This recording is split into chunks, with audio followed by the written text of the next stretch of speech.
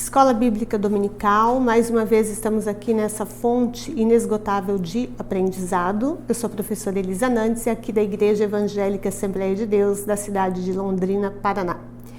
E hoje nós vamos estudar juntos a lição número 12, intitulado Modelo de Missões da Igreja de Antioquia.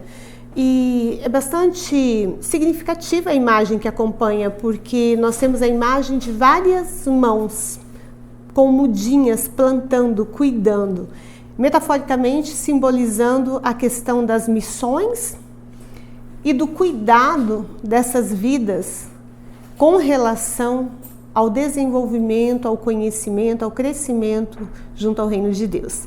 E o texto áureo que acompanha essa lição está em Atos, lá no capítulo 13, no versículo 2, que diz: E servindo eles ao Senhor e jejuando, disse o Espírito Santo: Apartai-vos a Barnabé e a Saulo para a obra a que os tenho chamado. Então, professora, é interessante você chamar a atenção do aluno nesse momento em específico. Depois nós podemos voltar a isso com outras observações. E disse o Espírito Santo fala, o Espírito Santo é uma pessoa, o Espírito Santo orienta, o Espírito Santo é o nosso grande ajudador, nosso maior benfeitor. O Espírito Santo é aquele que nos acompanha todos os dias, até o fim dos tempos. Então, o Espírito Santo é vivo, é sensível.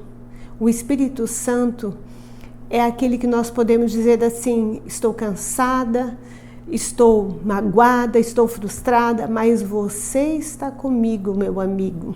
Você é aquele que me abraça, me acolhe, passa remédio nas feridas, fortalece, tira o cansaço.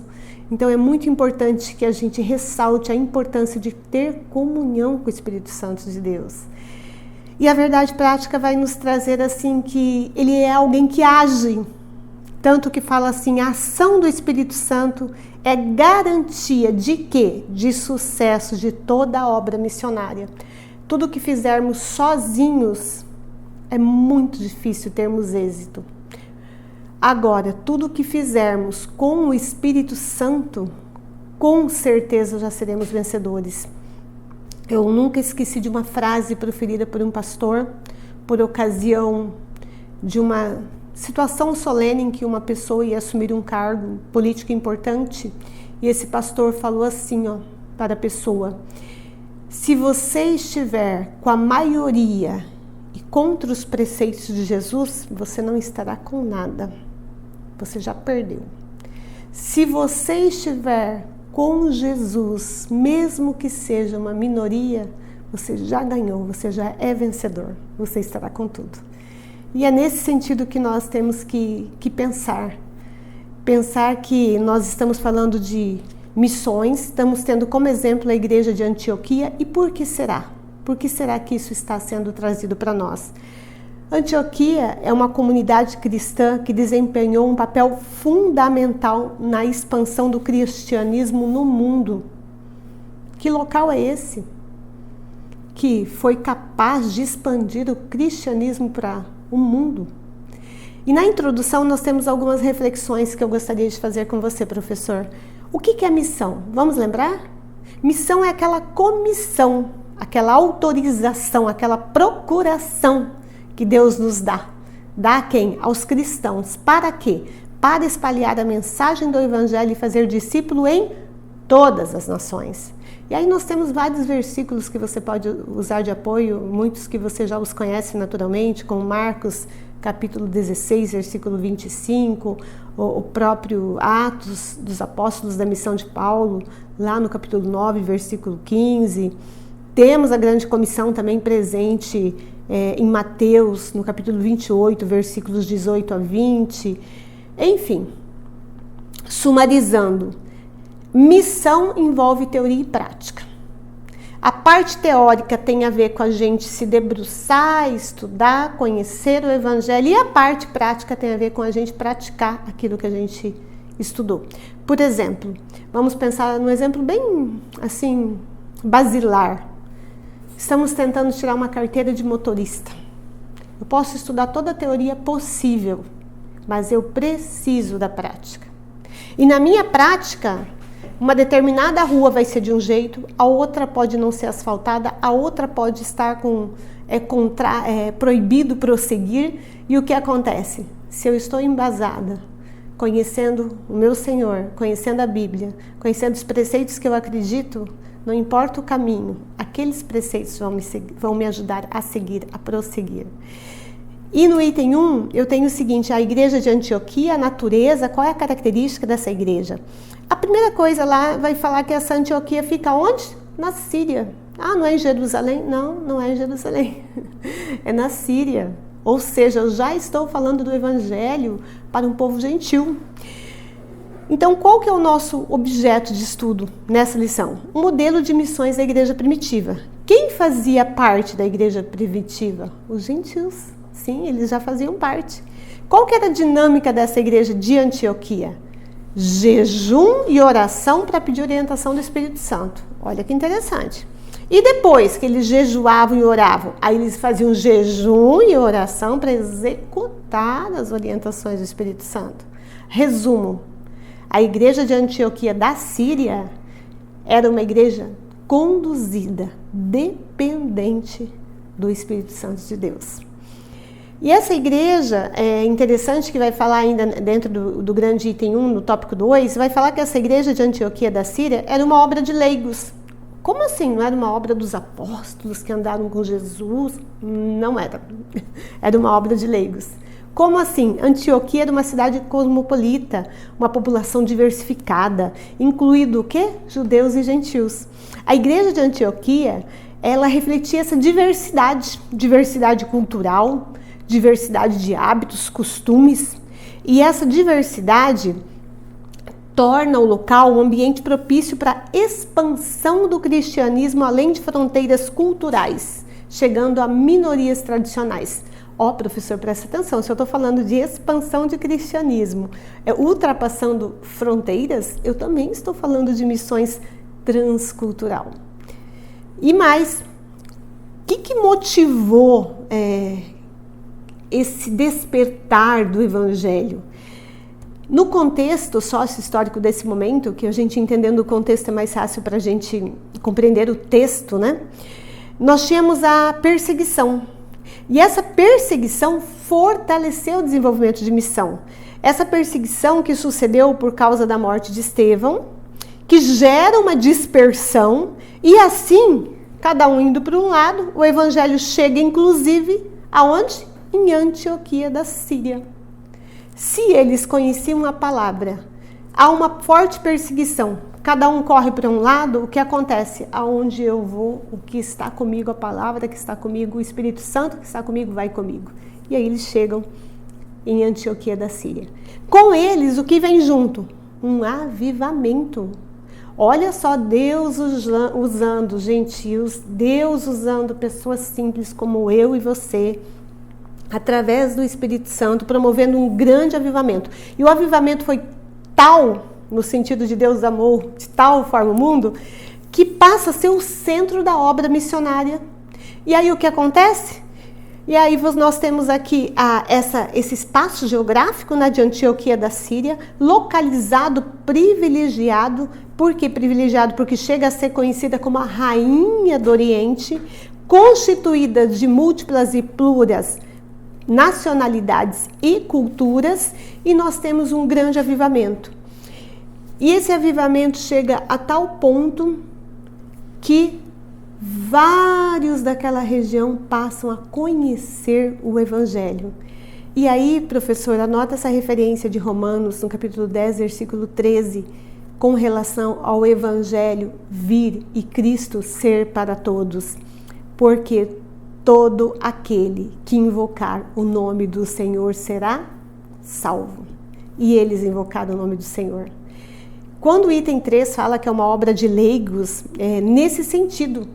Leigos no sentido de pessoas simples, que não eram as pessoas com nomenclaturas ou cargos eclesiásticos. Eram pessoas comuns. E fala assim, quem fundou a igreja de Antioquia da Síria? O Espírito Santo que fundou. Usando pessoas simples, leigas, que passam por crerem no Senhor Jesus, a ser discípulos de Jesus, a ser crentes, pessoas do povo em geral. Ou seja, esse avivamento que eu estava falando foi tal e tão grande que chega lá de Antioquia da Síria, as notícias chegam aonde? Em Jerusalém. E aí enviam para lá Barnabé para verificar o que estava ocorrendo. E aqui, professor, nós temos um grande ensinamento para passar. Quando nós soubermos que algum lugar está tendo um grande avivamento, nem pensar em criticar, duvidar, não. Vamos até lá. E o que acontece quando Barnabé chega? Quando ele chega, ele vê que tem milagres? Tem cura? Tem avivamento? Tem. E aí Barnabé faz o quê? Glória a Deus, eu também quero isso. Ele imediatamente apoia, ele imediatamente corrobora que aquilo é de Deus e ele também vê a graça de Deus sendo derramada sobre todos aqueles que ali estão.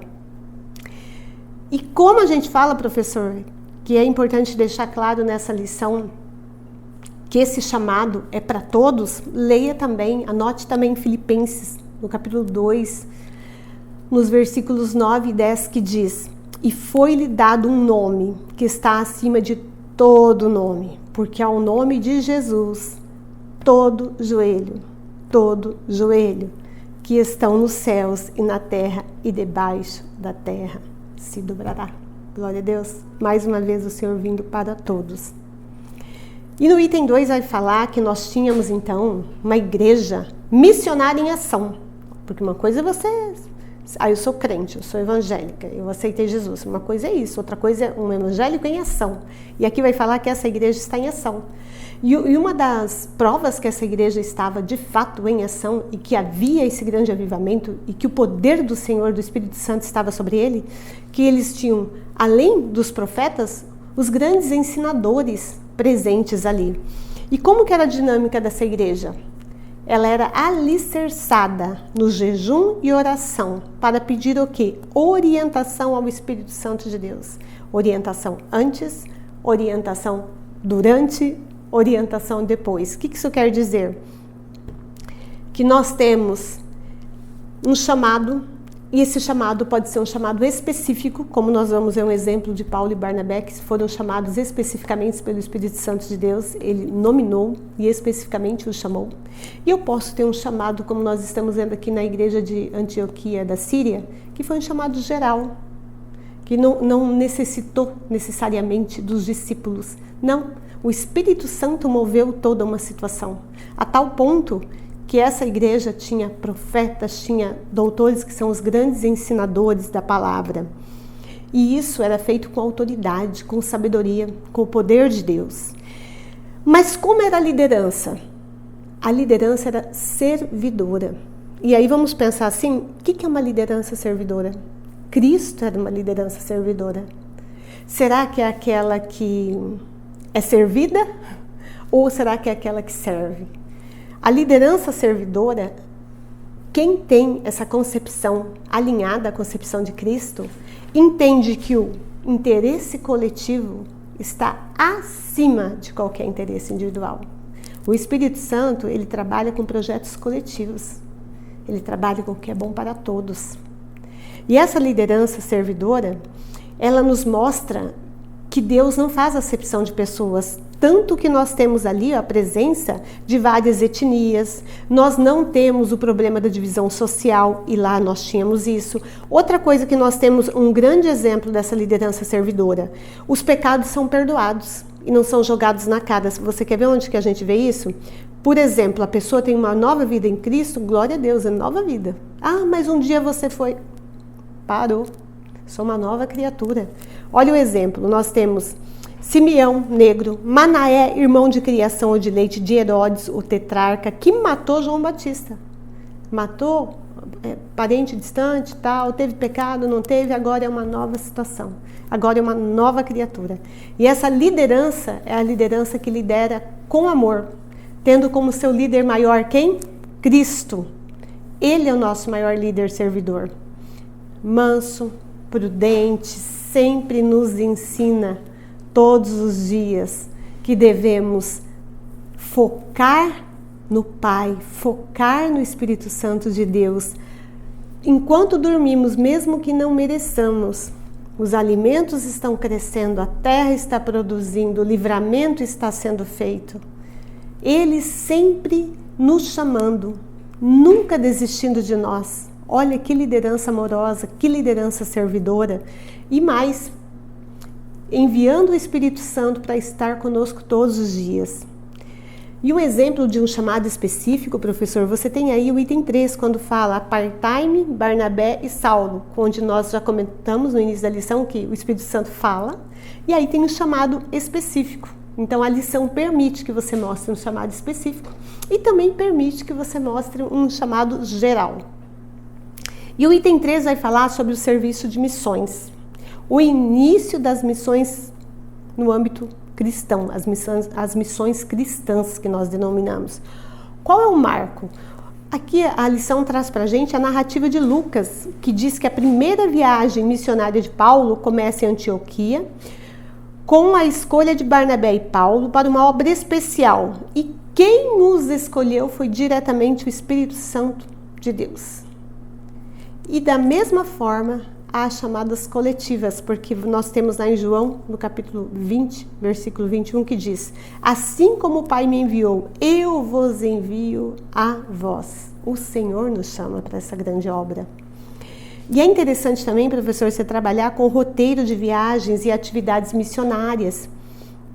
Vai citar várias cidades, eu não vou ler na íntegra, que não há necessidade, vou dar uns exemplos. Por exemplo, vai citar que teve missões em Chipre, missões em Antioquia e Pisídia, missões em Icônico, e vai citando. Mas a pergunta é, para quê? Para quê e por que isso é citado? O que eu tenho que aprender com isso? Para mostrar que eles passaram em diferentes localidades, diferentes povos, diferentes culturas. Eles usavam diferentes estratégias para o evangelismo. Podemos dizer que eles estavam fazendo a missão transcultural. Vamos lembrar o conceito de missão transcultural? Termo transcultural.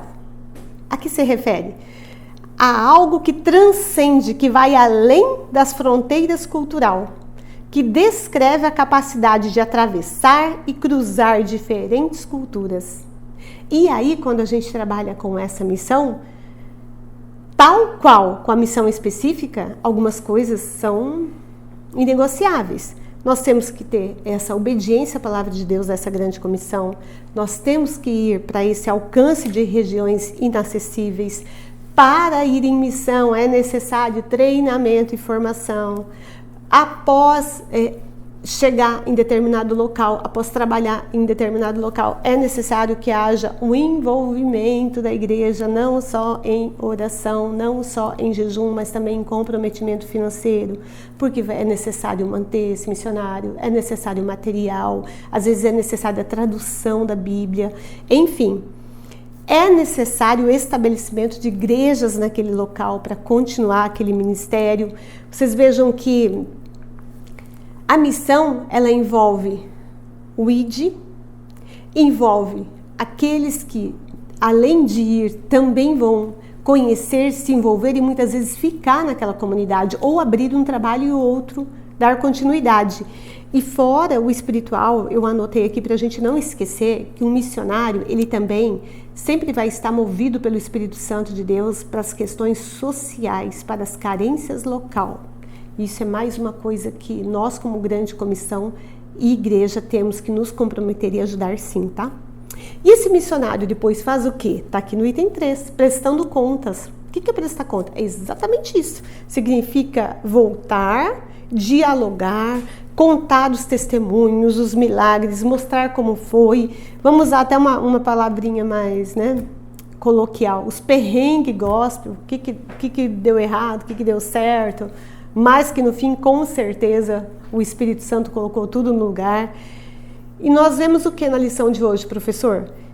Que essa igreja de Antioquia da Síria deixa um legado que nós estamos estudando agora, na atualidade. Uma igreja que foi a porta de entrada de fé do cristianismo para os gentios. Nós vemos o Espírito Santo impulsionando pessoas simples como eu e você para uma grande obra missionária. E o principal, um povo que respondeu, ouviu, entendeu, teve a ação de obedecer e responder à voz do Senhor. Viver milagres, viver maravilhas, tem a ver com obediência. E a conclusão dessa lição que nós temos que ressaltar para os nossos alunos é que todos nós somos missionários. Uma igreja que tem compromisso com Cristo tem compromisso com missão. E eu vou repetir isso, porque eu não acredito numa igreja que tenha compromisso com Cristo, que não tenha compromisso com missão, que vá além de jejuar e orar, inclusive de ajudar e doar financeiramente. Uma igreja que tem compromisso com Cristo tem compromisso com missão. Por fim, nossa maior lição, qual é?